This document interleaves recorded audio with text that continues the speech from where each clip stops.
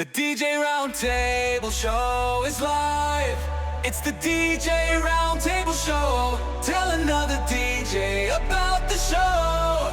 Please subscribe.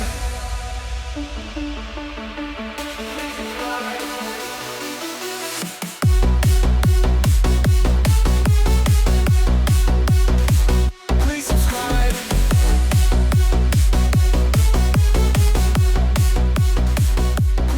It is Tuesday night. It is 8 o'clock. You know where DJ's at? I know where I'm at. I'm here with you. Yes, it is another DJ Roundtable, and hopefully you guys are enjoying yourself.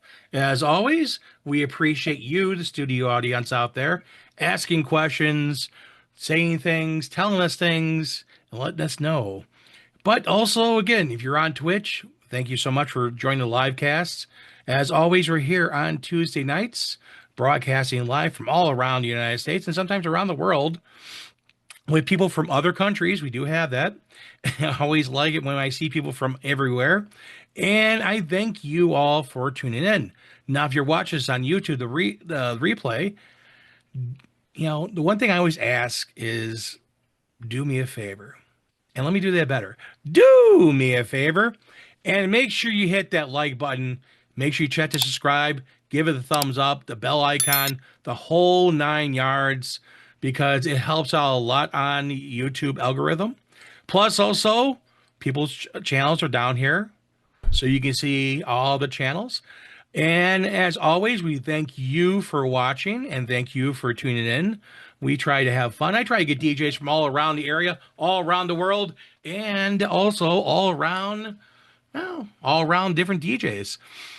Not gone intergalactic, buddy. There's nothing else except around the world. Yeah, well, I don't know. Around the moon, you can go around the sun. You know, hey, 365 days. Go takes around the sun.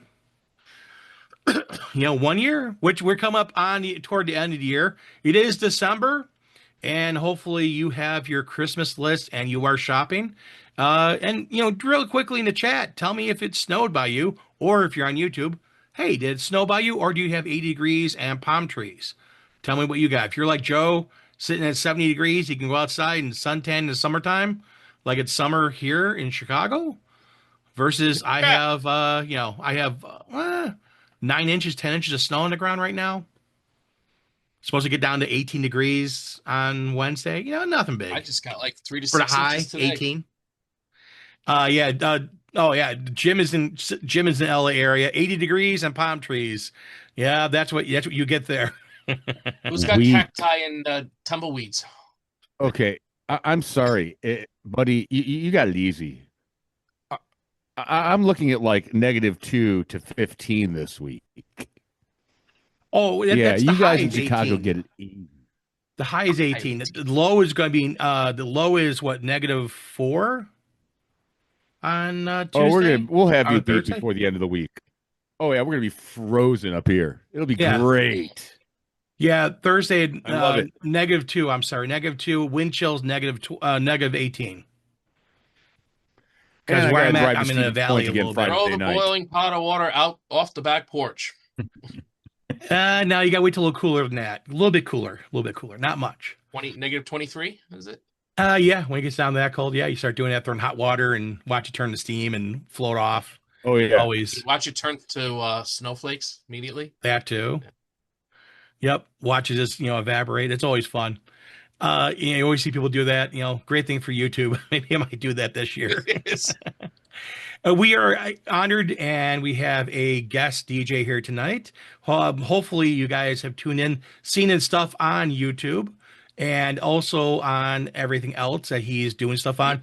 He is very big on Instagram, growing very big on the tubes. And as always, it's great having people here. We have one half of the Shuffle couple. You want to go ahead and introduce yourself, sir, and explain a little bit about your business with you and your wife? Yeah, I'm Dan Roner. I live in Iowa DJ, and we're just wedding DJs. We work 8 to 5 regular jobs, and then on the weekends we go out, kill a wedding, and then come home, take care of a little baby, and then back to work Monday. Like nothing happened. We've been doing it for 3 years now, and I think a lot of people I looked up to on YouTube, like DJ Spinelli and Aaron Strawn, and they kind of got out of the gig log stuff. So I thought there's a missing piece, so I want to fill that gap, give someone way below me some, and it's a Insight. fun job. It's a fun job, and I want to capture that. I haven't seen anybody capture it. It's more serious when I see other people doing it. So just having a fun time filming behind the scenes, talking to the camera like you're there. It's fun. Good time. Yeah, and that's one of the things I've noticed watching. It's kind of like hanging out with a friend when you're recording and stuff with your wife. My wife also Yeah. works with me too, and it's nice having that extra person there who has your back, but also they're tied to the business and they have a vested interest in the business. Also, and when we have employees, because I do have a few employees, uh, it's nice to know that she is always there. Of course, my wife, she handles the coordination and time management side of thing. I handle light, sound, music side of things. What are your different roles? What do you do, Dan? What does your wife do in the business? You killed it. That's exactly what we do. Emily's the marketing manager. And then if I do it, she's shaking her head, eating Chinese over there. She's like, yep. She can come over and say hi. We don't bite. Emily, can you come say hello, please? She's like, Yeah. oh my gosh. There she's she is. here. Did Put this she bring in. you over some noodles or something? I can't eat it though. I'm on camera. You can eat a little bit. You can have a You bite or look two. at Come it. on, you gotta have a bite. At least let us No, look no, at it. no, Tell no. us- Everyone's like, Explain what you better got. not. Explain what you have. Have a bite or two. This is not what the show's about, right, Blaine? No, but it's We got real world DJs. We're doing real stuff. sesame chicken, 5-star, which means hot, hot, hot, hot, hot, 5 hots. And steamed rice. And then I got, look at all these crabs I got. Oh, there you go. Soft That's shell it. crabs. Yep.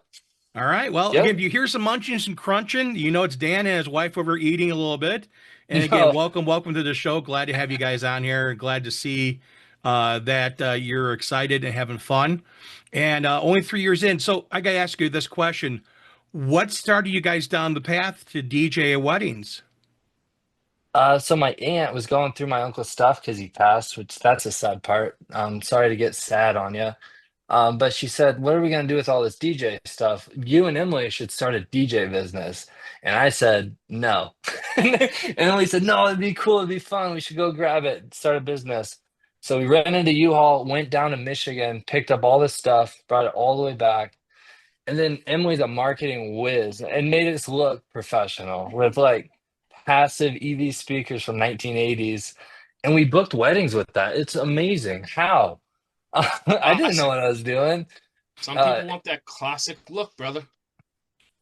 I mean, we did 3 weddings with it, and then I yeah, think the hardest part was we live in such a small town, Iowa, that everyone, once they found out, they're just like,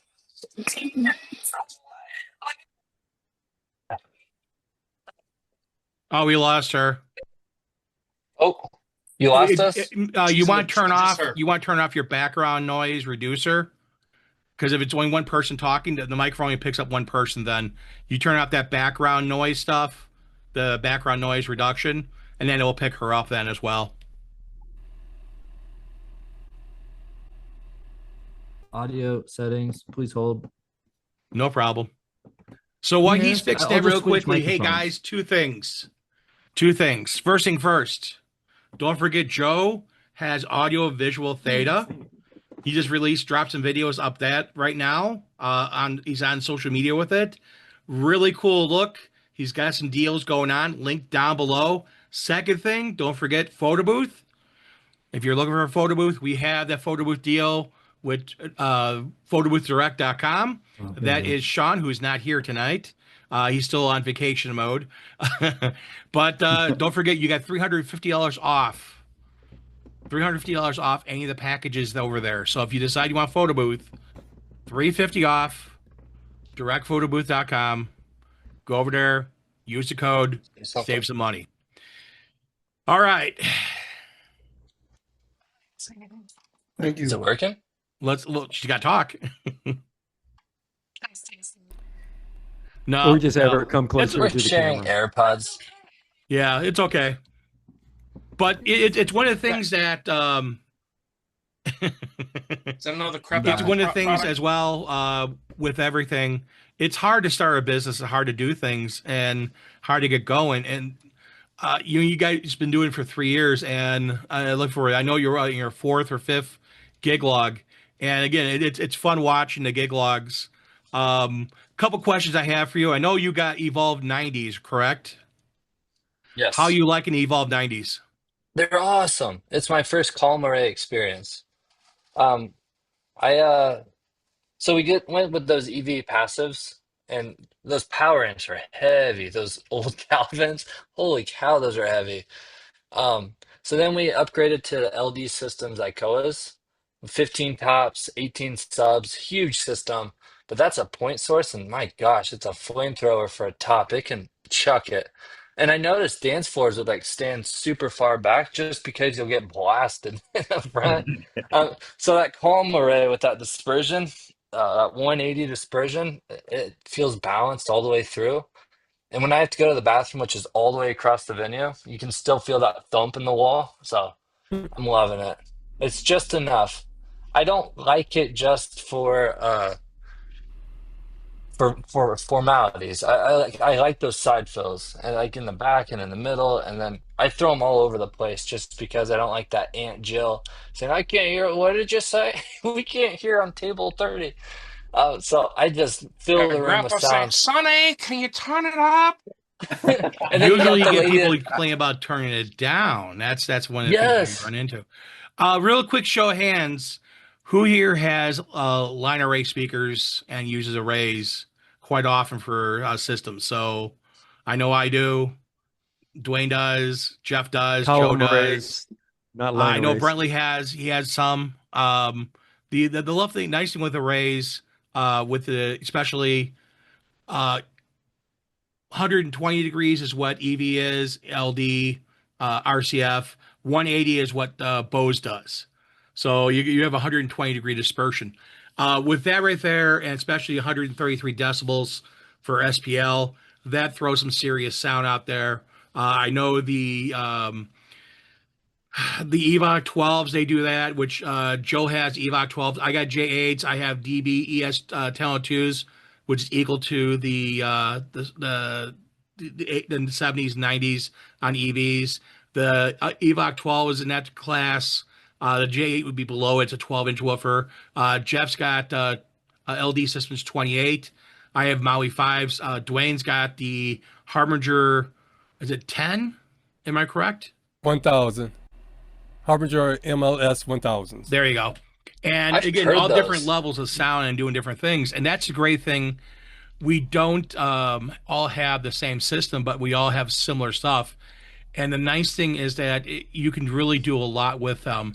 And having more than one speaker system is not a bad thing because then you can decide what you want to do for an event. Do you need to do this, do that, and make it really customized for the event? So Hmm. again, I'm glad to have you on here tonight, sir, and I hope to have you back on here, um, more often, and have you on here as a contributor on the show. But I want to ask other people here because I asked Dan, you know, how he started and why he started his business, but I want to ask other people that as well. So I'm going to start with Hunter. Hunter, how did you get into DJ, and why did you start a DJ business? Well, I've always had a love of music since I was born. I mean, I remember listening to cassette tapes and moved up to CDs and then vinyl records. And I've always had that passion of music. So when I turned 8, I started providing background music from a boombox in my CD collection for my 8th birthday party and my brother's 6th birthday party. This was all in 2002. And then I took a break for a while, and then I started providing music again, and I started becoming a DJ after a very amazing outreach block party that my church was having because they called me to see who, because they were looking for someone who was looking into like someone who had a lot of music in a music streaming service on a laptop or whatever, and they thought of me, and I was like, wow, this is amazing. I should do this full time. So I got onto it.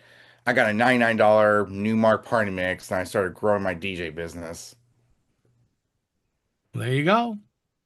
And then why And did you get into a business then? You could just DJ for fun, and why did you start a that, business? that's basically what I'm doing. I'm doing it for fun. I'm doing it for family and friends and their family and friends. Okay, but you still So charge money, so you're doing a business. yeah, it's just something I love to do, and I wanted to keep in, stay within it, and kind of can't think of the word. Like, Enjoy what you do. yeah, enjoy what I do, but still make money on the side to support myself. There you go. So I'm going to go over to Jeff. Jeff had a long career in the television business, basically, working for a TV station, being a camera person. He's been around all around news agencies and capturing those very vivid moments. But he also had a passion to DJ, and I want to hear how you started and why you decided to get into it and start a business. Well, it started in high school shop class. I had to build something made out of wood, so I made speakers. So those That's awesome. enormous, very heavy plywood speakers turned into the loudest in my dorm room at college, on our dorm, on our hall. So somebody asked me, "Hey, can you play some music? For a couple of parties, we'll give you free beer." So I'm like, "Yeah, sure, I'll do it." There was $50 included in that, but the free beer is what I really cared about. So yeah, I bought two cassette decks and cheap Radio Shack mixer and began DJing. That was my first experience DJing. It was fun. Um, you know, it was a start. When I got into the real world, when I graduated, I got into TV. I kind of, left that behind. But I got back into it about 15, 20 years ago, well, 18 years ago. And, when MP3s came around and it's, don't have to, purchase a lot of as much gear as I was thinking I would. So I got back into it, and I've just continually grown over the past decade, to where I am now. So yeah, shop class, plywood. That's how it started. And there you go. Shop class, plywood, love music.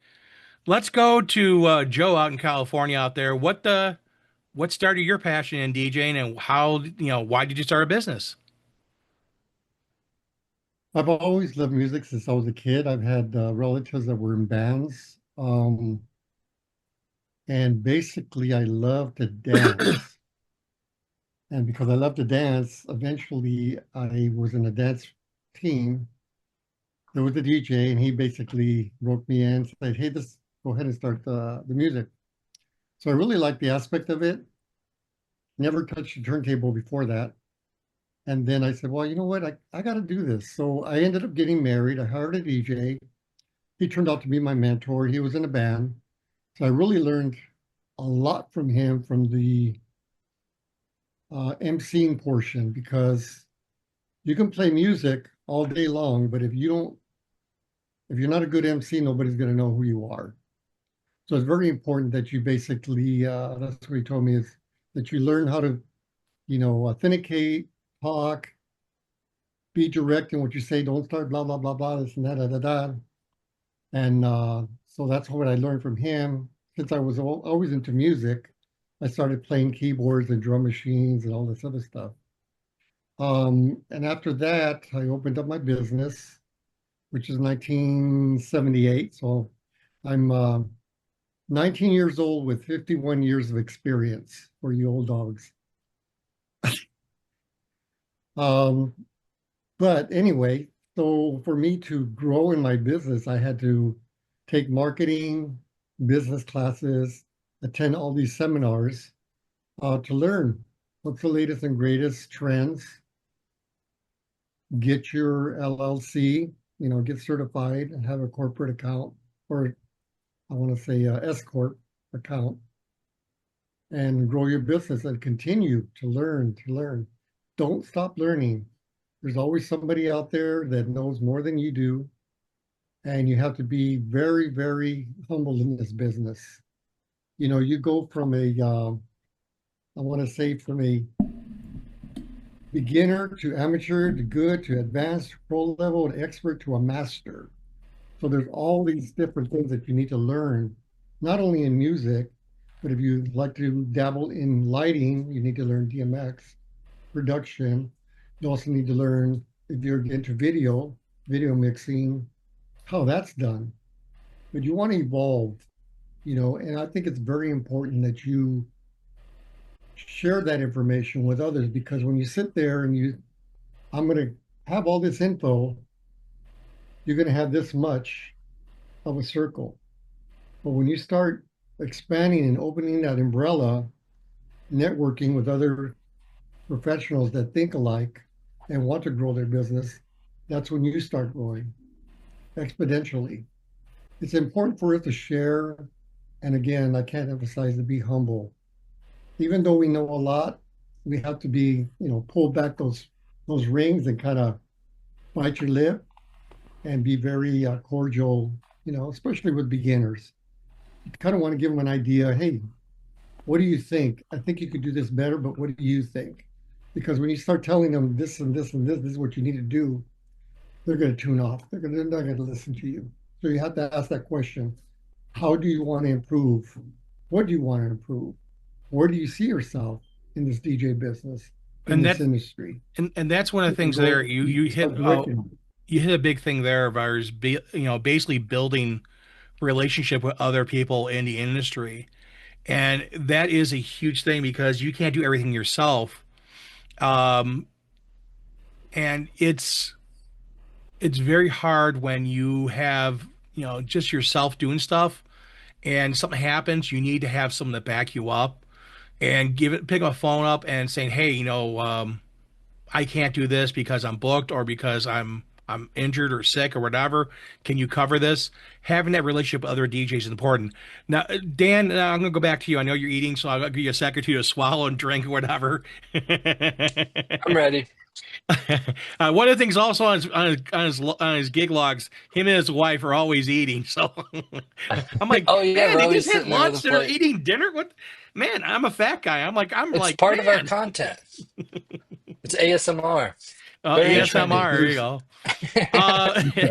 Really quickly on your chicken, what do you rate it on a scale of 1 to 10? No round numbers. 10. 10. A 10? 10. It's the big best one, and it's cold. It's the best chicken ever. Okay, he rated it a 10. Best chicken I've ever had. Oh, tonight it's 10. Overall, it's like 7. When you're hungry, that's it.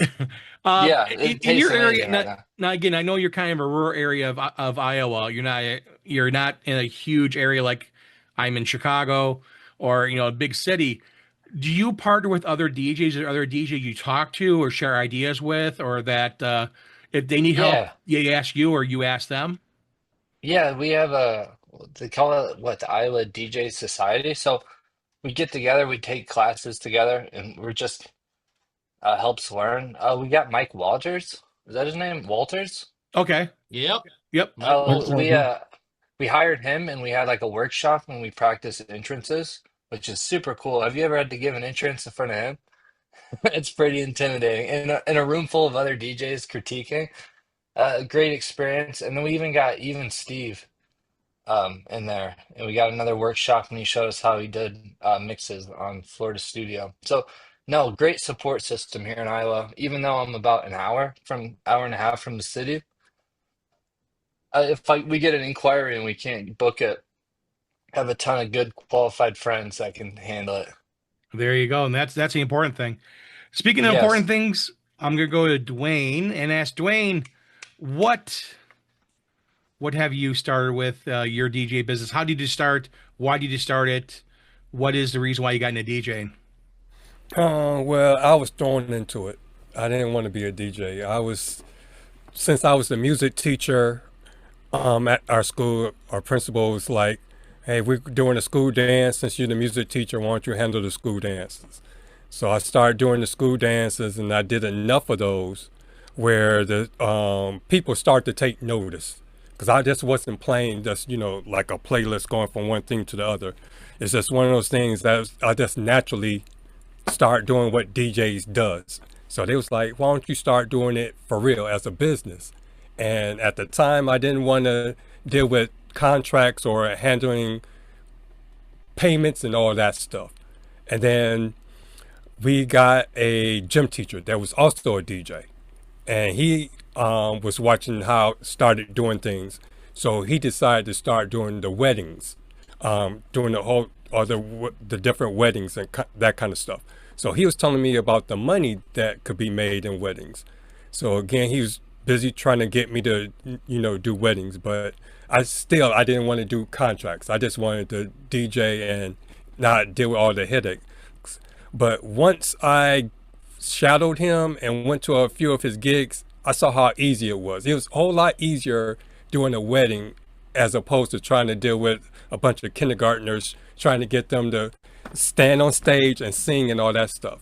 So that's when I decided to do this for do it for real.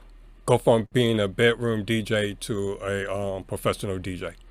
So that's how I got into it. And then ever since then, it's just all about not only doing the DJing craft. The one thing I found out after retiring and now that I don't have anything to fall back on per se, like a 2-week job, it's DJing is one aspect of it, but you still have to have nowadays you still have to have that social media presence.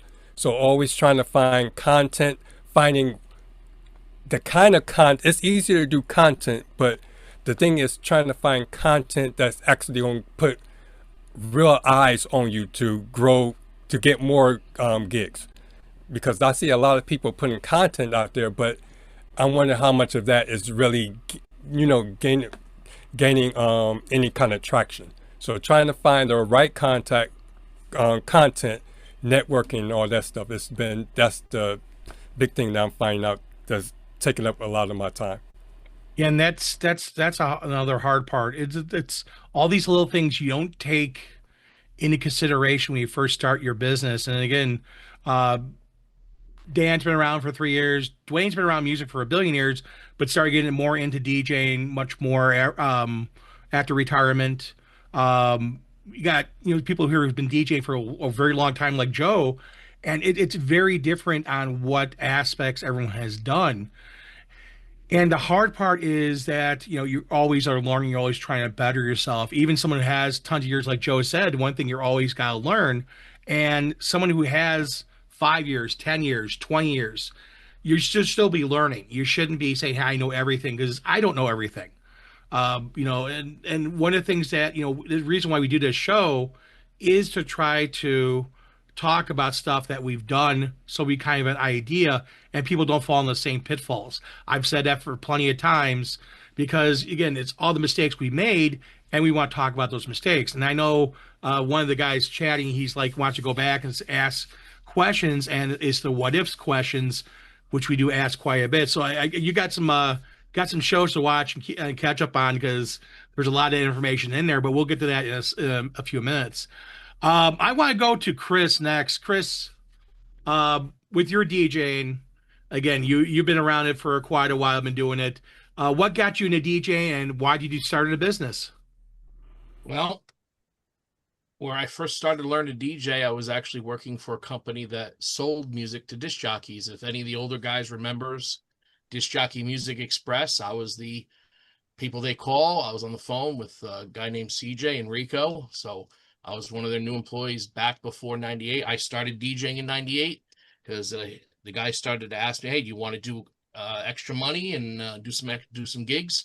Started doing that, got in contact with other DJs in the area pretty quickly and did events for them with them and learned it right out from there. So in 1998 is when I started DJing. And then, why did you get into business then? Because you started DJing, because some people DJ and don't go into a business. And you started to go into a business. I wouldn't consider it a business for a bit. Probably the business wise, I did a few gigs on my own. Until I went official business, I'd have to say filed a DBA probably in a year later, so probably 1999 is when I started actually having an official DBA, and then I grown and formed a corporation, doing that recently. So back then I was just using DBA. I wasn't superly growing, because back then social media wasn't much of a thing. I was getting all my referrals from and leads from other DJs, passing them on. So, And that's actually a because it good wasn't thing, you know, building those reports and those networks with other DJs, that helps out a lot, especially again if other DJs can refer stuff to you. Um, and again, now you're just doing DJ, and you're also doing the mini golf stuff too, which you're growing into Yep. that area there. We have a lot of guys and girls here for DJs out there watching, as well as here in the show. They do other stuff. You know, you have Sean has a photo booth stuff. Who else has photo? I I have photo also have booth. a phone business as well. Foam business. You Foam got foam. You parties. got DJ. You got golf. A lot of guys have a photo booth added on there and stuff like that. So it's one of the things that adds more value to you and expands your business. And again, yeah, the cool thing he does, he adds a special chemical to it. Foam Daddy is his stuff he always talks about. If you're watching the show for a while, he talks about that. He adds an additive to it. It actually will glow with UV light. UV glow. Yep. Wow. And it has a glow party with the foam. So that right there is always the crazy part. That looks cool. It's an experience, I'll tell you. It really is. How tall is that foam right there? Is that about 5 feet, 6 feet tall? Just about 6 feet. Yep. That So truss is 6 feet tall, about 10 feet wide. You could get lost in that. Yes, Yeah, you would. And it took only about 3-4 minutes to produce that amount of foam. Wow. so that's a little shorter than Chris, about an inch or two shorter than Chris, and I'm that would 6'1". It's up to here. You know, okay. It's higher than that's a 7'2". So it's that bottom ring is 7'2". let's see here. Okay, you can see the results of the glow in the dark foam. Nighttime of the silhouettes. Yeah, there you go. You can see the glow, That's a good and that's the look. important part. I'm gonna go to Especially when it's all girls. I'm gonna go to Bretley, who he has a very unique backstory on DJing. Not only is he originally from the north side of the state of Chicago, now is up in beautiful La Crosse. Catch him out on Code Blue Cam on YouTube. Check out Code Blue Cam. A lot of La Crosse stuff up there. So how did you get into the DJ business, and why did you start a business? Well, me starting off as a DJ was an absolute accident. Even to the point I am today, bits and pieces of it have been just right place in the right time, so to speak. But in the late 80s, early 90s, I was working at a record store in Chicago called the Record Exchange on Belmont. And it was right around the corner from Medusa's, the only all ages dance club in the city of Chicago. And one of my friends and, person who got me into this, I still talk to this day, Leroy Fields. And he would hang out at the record store every day. As soon as he got off work at the Vic Theater from his regular job, he'd come and hang out in the record shop from like 5 o'clock until 10 o'clock every night of the week. And I was always hanging out at Medusa's. So one night he's like, yo, I got to take off. Oh, okay, cool. He's like, you got this. And I mean, I knew exactly what I was doing. I'd used the machines before, but this was like, you're doing late night on a Saturday night. It's 11 o'clock. You're hitting primetime hour, and now you're the DJ. Oh, expletive, deer in the headlights kind of thing going on there. But I mean, I'd been hanging out there for a couple of years already. I knew how to do everything. It was just getting over that. Oh, it's you now, dude. Hit play. Cool. It worked. And the Beavis and Butthead thing was like big at that day and age. So me and my friends were in the booth going, you did it, dude. But when Medusa's closed down, I wound up on, of all places, Division Street in Chicago, which probably at 20 going on 21 wasn't the best thing for me. Because by 21, I had that was unreal. I was getting parking tickets on my car because I get too messed up. Take a cab home. There were weekend, I would work on a Saturday, wind up in a hotel, wake up at 8 o'clock Sunday night, going, "Oh, I'm still here. Wow!" And lo and behold, I kind of left it all behind to play in bands and a trip to Club Fed or Club Penitentiary, whatever you want to call it. But yeah, when I got out, I was still running music venues and playing in bands until I moved to lacrosse. And that, excuse me, I wound up running the biggest nightclub in the corner of lacrosse, Legends in Lacrosse, what's now Legends in Lacrosse Beer House. And one day a DJ's not showing up. At least he had the wherewithal to call 15 minutes before he was supposed to start. But the owners are like, guess what? It's summer. We've got one bartender at each bar, 2 up front, and a bar back. We don't have anybody else who can get in the DJ booth. Guess what? You're getting in the and I'm like, okay, cool. And I'd done some like autoplay stuff at the clubs I used to run, but nothing like where it was me prime time on a Saturday night.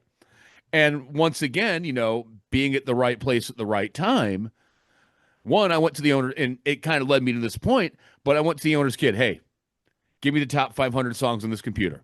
Put them in a crate, and I will figure the rest out. And it wasn't a train wreck. And by January that following year, I was their GM and resident DJ, which was a major conflict of interest. Because not only do I have to open the venue and restaurant, be there at 9 a.m., now I'm not leaving the club until 4 a.m. if I'm lucky, Wednesday, Thursday, Friday nights, and Saturdays. So by June, I was begging them to fire me, and I didn't want to walk out on them because that's just not who I am. I'm not going to leave somebody high and dry, be like, I'm out. You figure it out yourself, which has come into play later when I went back there. We parted ways in August. And it was May the following year, they invited me back to DJ there again. And since then, at that point, I was already kind of picking up weddings from a wedding company that I was wrapping up with and booking my own stuff. So that led me all the way until 2020 when I joined up with Ever After Entertainment.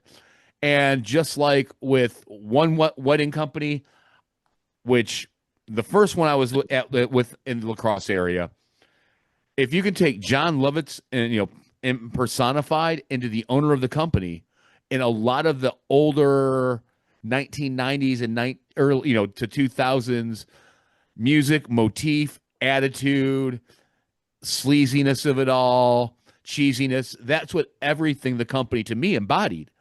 And I'm like, I can't do this. And I was going to quit weddings until one of the wedding vendors, I DJ'd her wedding. And we talked before that I was probably going to get out of it. But then after I did her wedding, she's like, you can't stop. You've got something good going on here. So I got a hold of the 2 bride lists from the wedding expos from my now former boss at Music Mix of Lacrosse. And I wound up booking 2018 and 2019 fairly thoroughly off of those 2 sheets quickly. Was I playing the low ball, financial game of it all? Oh, yeah. I was appealing to everybody's lowest common denominator. So would I do a whole day for $700 almost 10 years ago? Yeah. I had a daughter to feed, bills to pay, and nothing was going to make me say no to money coming in. But at the same time, I've also been doing clubs. So whenever I didn't have a wedding, it wasn't my sole source of income. And just like I do now, and this month intentionally, I don't have a wedding in December. No special events, no nothing except clubs. And, that's kind of like my big payoff, so to speak, for the end of the year this year was I'm just going to take a break in December and only do clubs. But the right work balance between the two has been my goal. This year I've done, I think, 80 weddings, 79, 78 maybe. I'm not sure. But somewhere in that range, and mixed up the rest with clubs. Do I want to do the same next year? Absolutely. I've been thinking about it, and now that I've had a couple of weeks off, doing the wedding, planning for next year, yeah, I'd be happy to do another 80. That'd be great. And like you were saying, how I got into the business was I was in another wedding company, Ever After Entertainment, and running the lacrosse operations, and my business partner and I just couldn't. It really began to be a very big issue between the two of us, how he was doing things. And I kind of called it out to him like last was it August Midwest DJs Live 1 or 2 ago. Maybe it was last year. I'm not sure which one. But I'm like, if things don't change, I'm going to bail. You need to shape up your act across the board, not just with your company, but in your personal life. And just didn't listen. And things had gotten so bad by that July, I'm like, I'm done. I'm out of the company and I'm going back on my own. And that was the right choice. Because now I realize that as I've moved away from the budget pricing DJ and now sell based on results, what I produce with some pretty killer equipment behind me. So now I'm selling to a different market, and the pricing game I don't even play anymore. But it led me to realize that, one, some of my former DJs at Ever After would be better suited working for a company that's, more on the premium end. So going into next year, one of the events I'm doing is for a lawyer firm. And rather than take payment for it, I just asked them to help me set up my LLC, which for them, that's 10 minutes of work. 10 minutes of typing, and it's done. For me, that's 2 days of losing my mind online, throwing things across the room where I'm like, I am more than happy. I would charge you X dollar for your 5-hour party. If you could set up my LLC, I would be happy with that. And the law firm office manager is like, I've passed it along and they think it's a good idea. We'll get back to you the next day or so. So I am going into next year, going to start the official business. And hopefully, sorry to my former business partner and his company, I'm going to be taking some of my DJs back under my wing and making sure they get the right gigs for them and the money that they need, unlike they're getting now. Because my goal was to give them, if I charge $2,000, you're getting at least half that ticket, if not more. Because I'm not able to rent an office right now, thanks to a couple plan changes, which I'm actually happier this way. So I'll keep my office here where it is and just meet couples off-site, which a lot of couples don't feel comfortable going to an office. But a coffee shop where, it's just a more relaxed feeling. Yes. And with clubs, for me, you want to come, and over 90% of my couples, if you watch my wedding logs, they're all almost identical, except for throwing some dubstep or heavier EDM in certain ones. Because every couple that invites me to be their DJ is looking for that. So I can sell that from the channel, but people come see me at the clubs. One of the couples I DJ'd for this September, they came to Stadium View in Green Bay, 2 Packer home games in a row, and never came to the DJ booth. They said, we'll come by Stadium View. We want to check out how you mix and all that. They never said a word to me. So after the second weekend there, I wake up Monday morning at 8 a.m. in the hotel room to an email from them. We want you as our DJ. They're like, we didn't want to come bother you in the booth because it was crazy, and we didn't want to mess up what you're doing in the booth, but we want you. So that's how I sell a good portion of my weddings to the couples. And a lot of the DJs that I used to work with are very similar in how we mix and approach it all. So why not pull those DJs and make the company that is missing in my market? And that's an important thing. Plus, the other part you hit on that is paying your DJs a fair wage and make sure they're taken care of. The one thing that Tracy and I always say is a happy employees equal happy customers. And I come from that with a corporate background. When I ran, stores, I always wanted to make sure my employees were happy, taken care of, doing little things, buying pizzas out of my own pocket and stuff like that, and doing stuff like that to make sure your employees are happy. To touch on one thing here, which I'm going to do really quickly because we have just about 20 minutes or so. I'm going to do it really quickly and try and do it within about a minute or two. I'm going to start back with Brentley. Of all the years you've been doing this, what is the one thing, if you can go back and tell yourself when you started the business or started DJing, that you would change? Say, hey, don't do blank. What was that one thing? Drugs? No. Sorry. Good answer. My party habits got the better of my youth until I was in my early 40s. Not gonna lie. But there was a defining moment when I was just over being a DJ. And every one of us runs into it when we can't get as many gigs as we'd like. Things are feeling pretty bad. You're down on yourself. And that's when I kind of gave up. That's when I should have stuck it out. And I would go back and tell my old self, don't. Push through. You're better than this. There's something better down the road for you. But then again, I wouldn't be where I'm at today if I did stick it through. So I'm not going to lie. You know, from the trips to Club Penn to the party habits to everything, I wouldn't be where I'm at now, both mentally, capability-wise, if I hadn't gone through this. So now what I'm doing is an end result. And like you said, all of our mistakes led me to this point. So happy mistakes sometimes. Yeah. And knowing how to avoid them as you get older, correct them, and be better from them. Mitch Taylor, like I always refer to, he's like, you can't, unless you humble yourself and strip yourself down, you can't learn. Yep.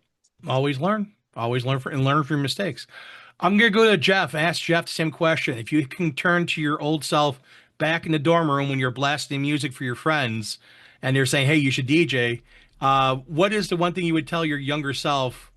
Maybe something you would avoid, something you should do, something that would help you out down the road. What would that be? You're muted. Thank you. The one thing that I guess stopped me DJing when I was in college was there was a group that started DJing like in the student center. They bought some gear and they had some lights, and so a lot of the dorms that were hiring me then said, well, you know, you're good, we like you, but you know, we want lights because this other group that's doing this, they have lights. And I never wanted to buy lights. I'm like, yeah, you know, this is just fun for me.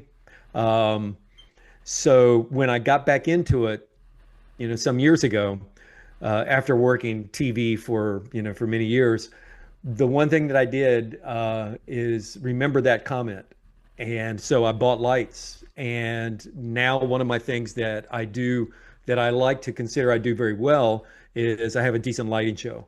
So one of the things that I kind of told myself, I guess, after that first career, going back into my second career of DJing, is to get the lights, make it look good. You know, go off what you did not do the first time. So lighting. There you go. All right, Dwayne, what about you? If you had to go back to yourself when you first started the in Denver of of music, because you were again a long music career, playing music and stuff like that. What would you go back and tell yourself that you would change to help yourself out? I'll go back to when I first started DJing because I was already kind of like into it. I just wasn't DJing because I'm a musician. I did beats. I did the whole college thing. We was on the radio. We did talent shows and we did all the knack. As far as DJing, I'll tell myself, when you download songs, download good quality songs. Don't just rip songs, because back at that time, Napster was the thing. So be careful of downloading a bunch of less quality songs. Even though they sound good on your computer, they won't sound good on your speakers. Then two, whatever song you download, put it all in one dedicated folder. Don't have songs in this folder, that folder, this and all that. Then when you bring it into your folder, make sure your library management is clean. Make sure you got all your tags there as far as genres, color code them, and all the extra things that makes DJing and finding that perfect song easier. I'll definitely tell myself that. And the other thing would just be a mental thing. Let myself know that where I'm at now, I could have achieved way back then if I had been more confident in my own ability. Listen to myself and be confident and be more outgoing, as opposed to always playing everything safe. And then don't always go and run to Guitar Center and Micro Center and Radio Shack and buying all the latest stuff. Learn to use what you have before you go spend on extra equipment.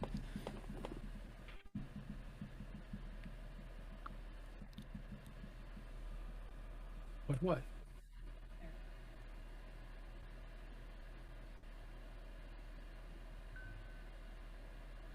Sorry. Tracy's asking a question. She just walked in. She saw something. She's like, "What's that?" I'm like, "I have no idea." Um, but that's one of the things is being resourceful. What you have, that's a cool thing. That's a cool little step there. I'm gonna go with Joe. Joe has probably the most experience of any of us in the DJ world. What it would be your one thing if you can go back? I saw the picture today of you and your father. You with a nice 1970s kind of style hair. Yeah, kind of But a I had oh hair. yeah, kind of like big puff hair and stuff like that. I'm like, that's Joe. I could not recognize you. Now you're all nice and clean. If you had to go back to that dude back in the 70s doing music or 80s, what was the one thing you would tell them to help you either, give it either don't do or do? I really wish I would have made an assessment of what it is to be a business person. Um, Making an analysis of your equipment, your time, the music, your personal time that you're taking away from your family, of course. I would just go back and try to correct that because we think that, oh, I'm just going to charge this much money, not a big deal. But in reality, it is a big deal because this is what we do. And it's a travesty that I've seen a lot of DJs, for better words, not take the responsibility to take care of themselves health wise or get some type of insurance. So if they have a problem and they got to go to the hospital and get operated and they don't have any insurance, guess what? You're going to die. So my biggest pet peeve is that. But again, if I can go back, it would basically be more of a cost analysis of myself. And that's what I would tell the younger generation, the DJs, is sit down, write down a piece of paper, what everything costs to go out there and perform. Because it can be a hobby or it can be a business. To some, it's a hobby. It's fun. You get girls, yeah, blah, blah, blah. But when you start getting better and better and evolving in this business, then you really have to take a step back and take those business courses, get those MC courses, network. I can't say that enough. I mentioned it already.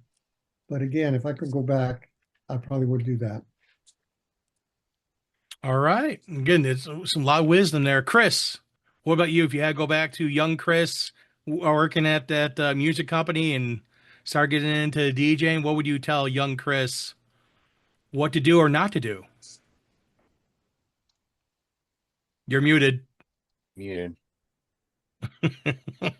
Yeah, there's definitely one time, working as a DJ, not just at that company at the time, Lily's still in high school and working at a nightclub bar spot, in my second year of DJing. Haven't even graduated high school yet. And there was two general managers from a radio station in state of Florida that were up in New York. And they asked, hey, you DJ professionally everywhere else? And it's like, we got a spot that we want you to go. And I should have just slapped myself in the said, go travel with them.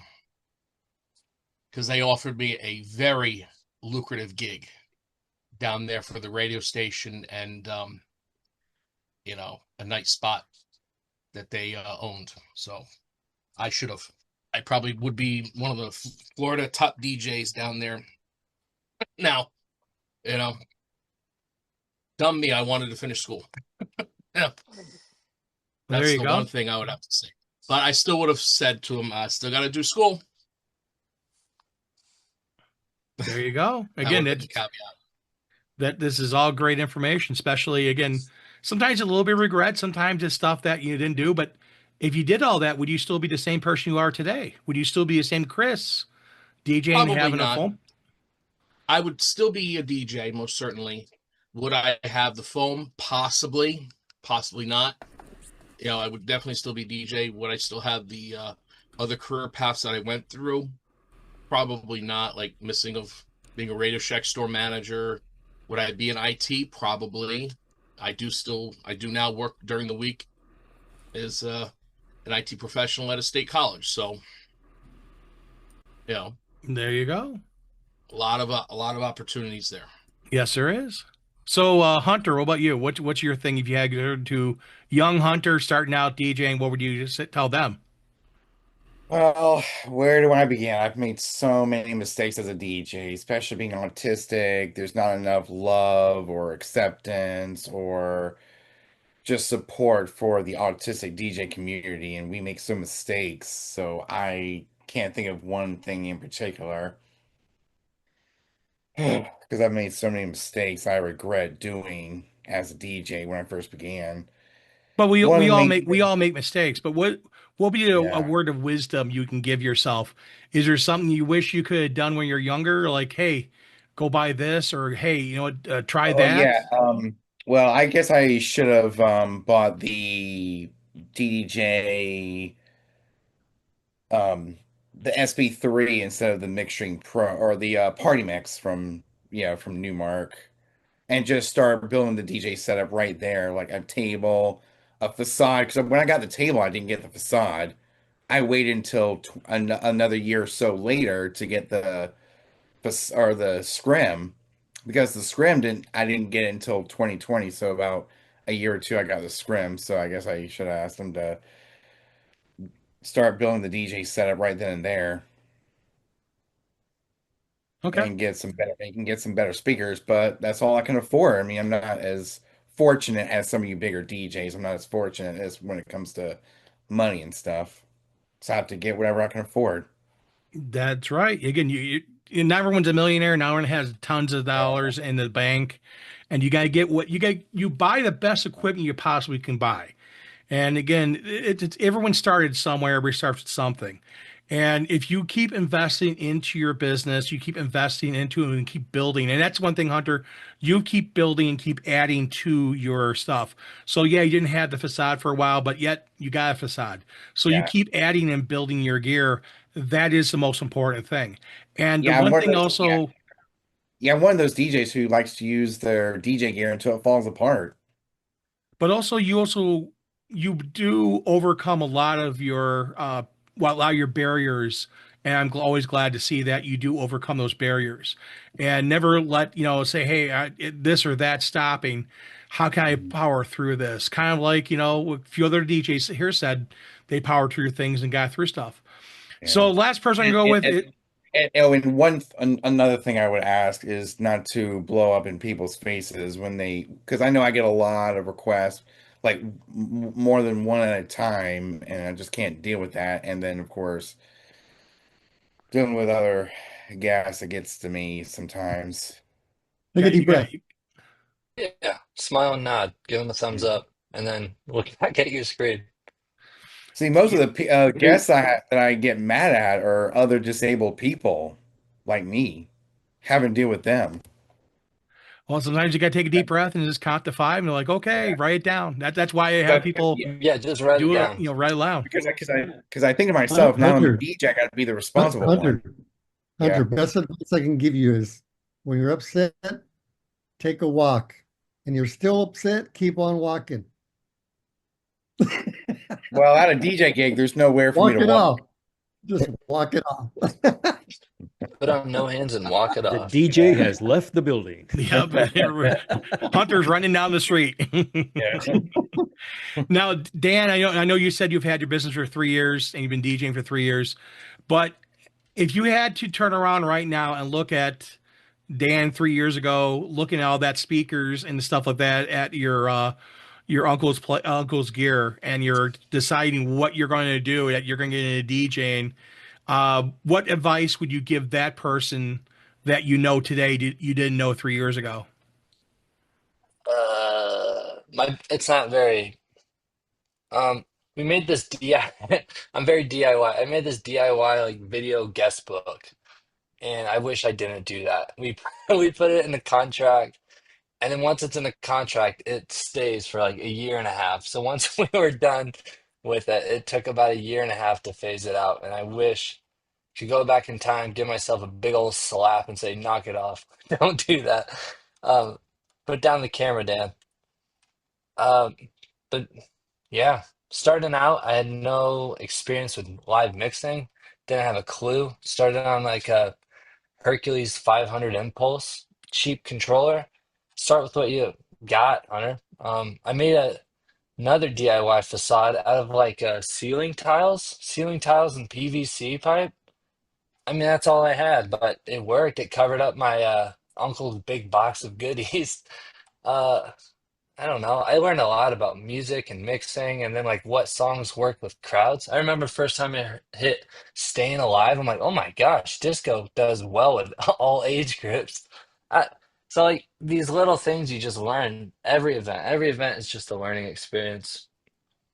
There's Um, nothing like when you are playing a song and people are either singing along to it or they're dancing along to it, and they're just you just feel the energy coming off the dance floor and off the room. It is a very powerful thing. The one thing I wish I could tell my former older, well, my younger self, the first time I DJ'd, was when I got rid of all my vinyl in '92 and got and sold my DJ gear. I wish I can go back because I miss having turntables and I miss having all that vinyl, especially I had tons of Chicago house and freestyle stuff I can't get, stuff I know I can find the music here and there. But I can't find, the vinyls are out of print for a billion years. So the one thing I wish I could do is go back then and say, hey, in '92, when I got out of DJing, said I'm not going to DJ anymore. No, keep the stuff, store it nicely, keep it clean, and don't get rid of it because you're going to later on regret. Because trust me, I wish I still had my Technique 1200s and still had my Sony mixer. And that mixer right there was not a DJ mixer; it was an audio mixer. Um, and then I finally saved up enough and got a Behringer mixer from Biasco Music, which if Brentley knows any Brentley being from Chicago, Biasco Music was one of the places that always had commercials on B96 for DJ gear. And I went to Biasco Music and got a mixer there because I'm like, I'm going to go there and get it. And then that there's certain things like, hanging out at the 123 Club, on diversity and stuff like that. And there's certain places that I miss going to, but now I'm a older guy and I miss that stuff, but I really wish I would have kept that. So Yeah, the question, especially now that the younger people are starting to appreciate vinyl. It's making a huge comeback since well, like yeah, but 2007. It's been a huge resurgence. it is a trick to deal with vinyl. I know some of the guys here have dealt with vinyl. Myself, Brentley, Joe, you did vinyl too, right? Yep, I have vinyl. all mine. Jeff, I you did still have vinyl, all right? mine. No, never vinyl, but You did two cassettes. two cassette decks. There you go. Ah! I made it work. There you go. Dwayne, did you do vinyl? No, not as a not the two controllers Yeah. and the mixer kind of thing. No, you did. Chris, did you do vinyl? No, I did not do vinyl. Okay. So there's a couple of I us that done guess vinyl. And it's a unique thing of doing it.